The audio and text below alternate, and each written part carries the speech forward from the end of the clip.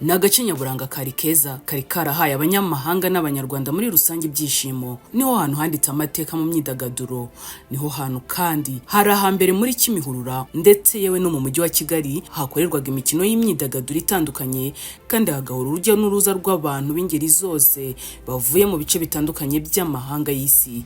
Izina Mamba Club ryumvikanye kuva mu myaka ya kera mu Rwanda, gusa rirushaho gukura mu myaka y'ibihumbi 2013 aho umukino wa bowling wari warahubatswe watangiye gukundwa n'abatari bake mu Rwanda, cyane ko igihugu cyose ariho honyine wabarizwaga, ndetse kugeza na n'ubu niho honyine waruri uri Manuel, usibye kwa Coach Gael waje asa n'uzanye impinduka awuzana ukora nka automatic, ariko nabwo ukaba utari ahantu hagari nk'uko kuri Mamba byari bimeze. Umunyekanada witwa Kyle wari boss wa Mamba Club niwe wari waragize icyo gitekerezo cyo kuzana uyu mukino mu Rwanda, ashora akayabo mu nyubako y'uyu mukino kari gakubiyemo ibyapakijwe mu makontineri yaje mu mato magari yarapakiye ibikoresho kabuhariwe byo kuzubaka ibigize uyu mukino. Yari yaragize kandi igitekerezo cy'uko aha kuri Mamba Club hakinirwa volley beach, nabwo hahita haba agace ka mbere mu mujyi wa Kigali gafite akabari hakanagira n'imikino ya volley,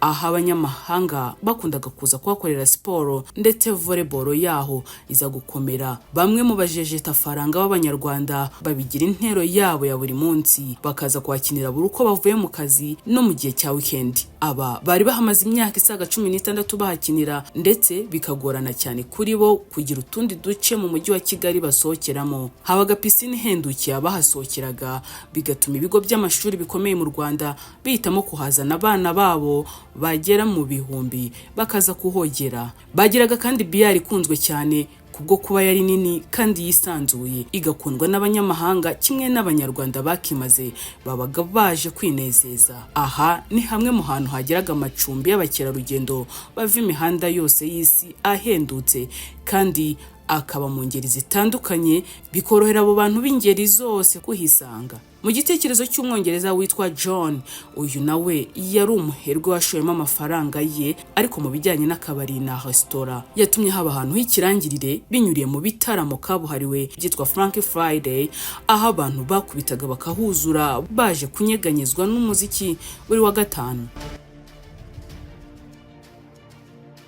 Muri ibyo bitaramo abantu bakundaga kwisanzura bakabyina uko babyumva. Habarizwaga kandi agace ka Kid Zone, aho abana bato bakundaga kwidagadurira mu bikinisho byabagenewe byiganjemo trampoline n'ibindi. Habaga kandi imikino ya ruzungu yiganjemo ping pong na beer pong, n'ahantu haberaga amafete yiganjemo ay'ibigo byigenga n'ababyeyi b'abaherwe bakundaga kuhakorera ibirori byo kwizihiza amasabukuru y'abana babo. Abanyabugeni bahakundaga kubi kubwo kumurika ibihangano byabo mu birori bitandukanye byahakorerwaga. Nta gushidikanya ko rwose aka gace kabuhariwe kari karigarura imitima y'abantu. Ariko se ni iki cyatumye aka gace gafungwa? Bijye gutangira, umushoramari Kyle akaba umunyakanada ndetse n'umwongereza John bari bamaze igihe kinini batabarizwa mu Rwanda, bari mu bihugu byabo, cyane ko ari naho imirimo yabo ya buri munsi yabarizwaga. Aba baje guhabwa ubutumwa n'umwe mu bo bari barasize ku nshingano z'ubumanager wababeraga aho batari, abamenyesha ko ubuyobozi bw'akarere ka Gasabo aho Mamba ibarizwa muri Kimihurura bwabasabye gukinga amarembo ko hari ibidasobanutse mu bijyanye n'imitungo ya ba nyir'ubutaka, cyane ko aba baherwe bombi ubutaka bakoreragamo business yabo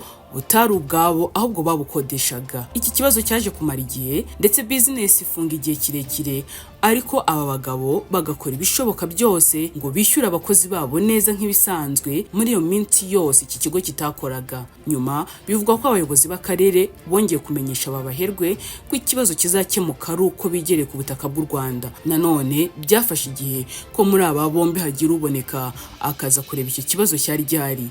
Kera kabaye uwitwa Kyle yuriye indege aza kureba ibyo bibazo byari byarateye kampani ye gufungwa.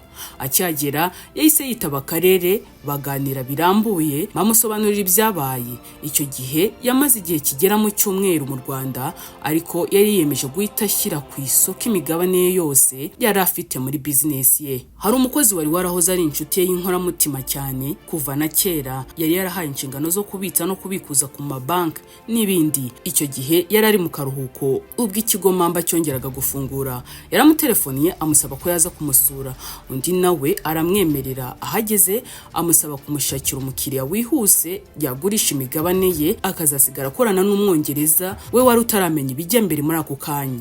Ako kanya uwo mukozi we wari waramaze kubaka urugo, wari kumwe n'umugabo waho, bahise banzura kutihunza ayo mahirwe, bayafatirana bwangu, bemera ko aribo bagiye kugura iyo migabane. Ndetse uyu Munyakanada yahise yemera guhananura ibiciro nk'umuntu wari ugiye kugurisha inshuti ye magara. Muri icyo gihe nta gutinda, inyandiko zo kugura no kugurisha zahise zikorwa, imigabane y'uwitwa Kyle irangiriraho. Icyo gihe abakozi bose bari baramaze gusubizwa mu kazi, ariko mu by'ukuri batazi ibijya mbere.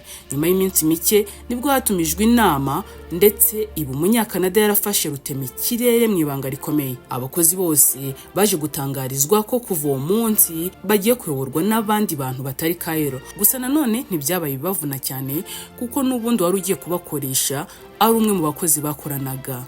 Nubwo izo mpinduka zabaye, abari bamaze kwegukana Mamba bagerageje kwitwara neza ku bakozi. Nubwo kandi nanone hahise haba impinduka zikomeye cyane mu bijyanye no gukaza umutekano w'imicungire y'ibigize ikigo. Nyuma y'amezi make, ubuyobozi bw'akarere bwasabye Mamba kuba yongeye gufunga, cyane ko ba nyir'ubutaka bari barabaye bashya, butari bukiri mu maboko y'ababuhoranye. Byongeye kuba agahinda ku bakozi, ariko binaba agahinda gakomeye kuri abo babosi bashya bari bakigura imigabane. Ku bw'amahirwe ariko, nyir'ukugura ubutaka yaje kubamenyesha ko baba bakora isaha n'isaha, azabamenyesha igihe azafatira ubutaka bwe akabukoresha icyo ashaka. Imirimo yarasubukuwe mu gihe kingana n'umwaka n'amezi asaga 5. Yongera kumenyesha abayoboraga Mamba ko bufitiye gahunda yo kuhubaka inyubako zigezweho. Baryumyeho, gusa nanone bari bareruriye abakozi babo ko isaha n'isaha Mamba yafunga. Icyakora ibyo kubabwira umunsi nyirizina baranuma. Ku itariki ya 23 Mutarama mu 2025 nibwo nyuma y'amasaha y'akazi ababishinzwe bamenyesheje abakozi bose, baba bari bakoze n'abatari bakoze, ko hari inama, ndetse abakozi bose batangiye gutekereza ko wenda bagiye kubaha integuza y'iminsi isigaye ngo babe bitegura ndetse bashaka utundi tuzi. Nyamara muri iyo nama batangarijwe ko ikigo Mamba Club kibaye gicumbikiye ibikorwa byacyo ku butaka cyari gisanzwe kibarizwaho. Kugeza ubu ntawe uramenya niba ibikorwa byose bya Mamba byimukiye ahandi cyangwa se bikazaba bikomeza nyuma. Nimunyemerere dusoze aha iki kiganiro. Jye mwari kumwe nari Benita Giraneza Uwera. Mwakoze kubana natwe. Igitekerezo cyanyu n'inyunganizi